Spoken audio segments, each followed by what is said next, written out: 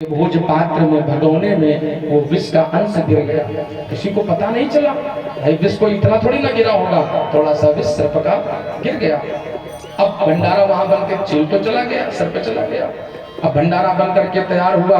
भगवान सभी लोगों ने मिल करके ब्राह्मणों को भोजन कराना शुरू किया। राजा ने सबको भोजन परोसा, तो बाद में सभी को दक्षिणा दे करके विदा करने के लिए उद्यत हुआ। सभी को दक्षिणा राजा दे रहे थे, लेकिन तब तक देखा क्या, धीरे धीरे करके जितने वहां ब्राह्मण बैठे हुए थे ना, एक एक करके मूर्छित होकर के गिरने लगे। धीरे धीरे करके उनकी मृत्यु होने लगी, उनके प्राण बिखरने लगे, उनके मुखमंडल से श्वेत फेन निकलने लगा और वो धाराशायी होकर के पृथ्वी पर गिरने लगे। एक एक करके जिन जिन लोगों ने भोज किया था, प्रसाद पाया था, जिन जिन ब्राह्मणों ने, उन सबकी मृत्यु हो गई। हाहाकार मच गया।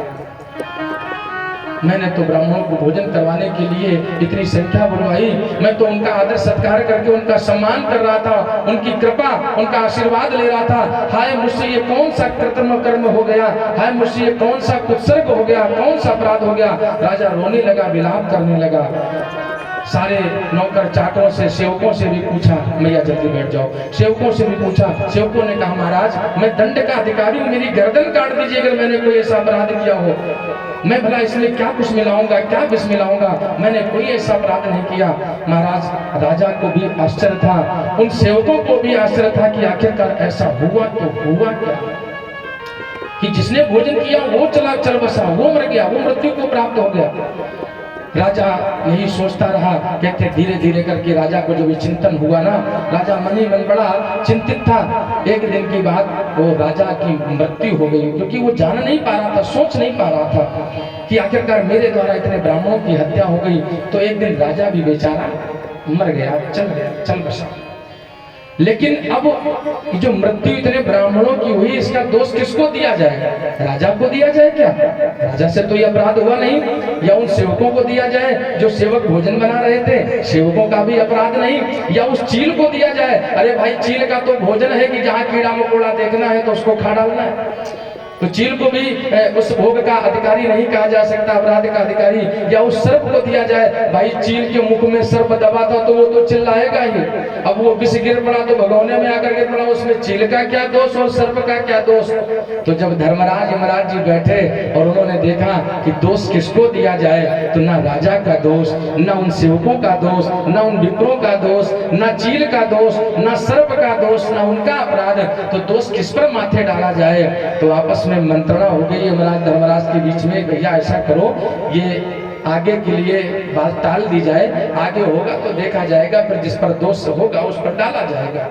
ये बात आई गई हो गई, ये बात वहीं से समाप्त नहीं हुई, आई गई हो गई, उसको निरस्त कर दिया गया। धीरे धीरे करके समय चला, राजा का एक बेटा पैदा हुआ था। वो राजा का बेटा बड़ा हुआ, और जब बड़ा हुआ उसे पता चला कि मेरे पिताजी ब्रह्म भोज कराया करते थे, तो उसने भी एक दिन ब्राह्मणों को, अपने पिता की जन्म तिथि के अवसर पर देश विदेश के विद्वानों को, ब्राह्मणों को बुलवाया, बढ़िया भोज तैयार किया और ब्राह्मणों को निमंत्रण दिया। सारे देश विदेश से ब्राह्मण आ रहे थे, और जैसे ही ब्राह्मण जब रास्ते से, मार्ग से आ रहे थे ना, तो रास्ते में एक जगह, एक निवास पर एक व्यक्ति ने जब देखा, एक घर के बाहर निकला, उसने देखा कि ये ब्राह्मणों की कतार जा रही है। तो उस व्यक्ति ने ब्राह्मणों से पूछा, आप कहाँ जा रहे हो? ब्राह्मणों ने कहा, वो फलाने राजा, उन फलाने राजा का बेटा वो ब्रह्म भोज कर रहा है, खूब दान दक्षिणा देगा, तो हम सभी उसी के निमंत्रण में जा रहे हैं। तो उस व्यक्ति ने जानते हो क्या उत्तर दिया? जिस व्यक्ति ने घर के बाहर उससे पूछा कि ब्राह्मण आप इतनी कतार में कहाँ जा रहे हो, किसके पास जा रहे हो, तो उस व्यक्ति ने उत्तर दिया, अच्छा तुम उस राजा के पास निमंत्रण करने जा रहे हो, तुम्हें पता नहीं है ये वही उसी राजा का बेटा है जिसने एक बार ब्राह्मणों को बुलवा करके मार डाला था, उनके भोजन में विष दे दिया था। तुम उस राजा के बेटे क्या निमंत्रण करने जा रहे हो? अरे वो राजा तो पापी था, और अगर उस बेटे के पास भी जाओगे निमंत्रण करने तो वो भी ब्राह्मणों की हत्या कर देगा।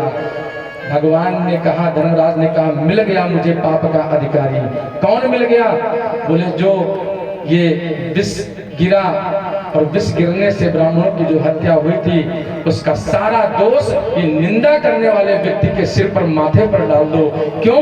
क्योंकि ये निंदा करने वाला जो व्यक्ति है ना, जिसने निंदा की है कि जाओगे वहां पर तो मार दिए जाओ, अरे भाई वो तो अपराध हो गया, अब किस पर वो अपराध डाला जाए। लेकिन जब कभी कभी होता है ना, देखते हो आप, कोई धर्म कार्य होता है तो बीच में लोग अड़ंगा लगाते हैं, बोले अरे ये ऐसे हो रहा है, इसको रोक लिया जाए, ऐसे हो रहा है, इसको बाधित कर दिया जाए। तो याद रखना, सबसे बड़ा पाप का अधिकारी वही होता है। बोले पकड़ के ले आओ इसको, पकड़ के ले आओ निंदा करने वाले व्यक्ति को। आज उस निंदा करने वाले व्यक्ति को पकड़कर धर्मराज के पास ले जाया गया और जितना भी पाप था ना, उस विष का अधिकारी मानकर उसी पर, क्यों?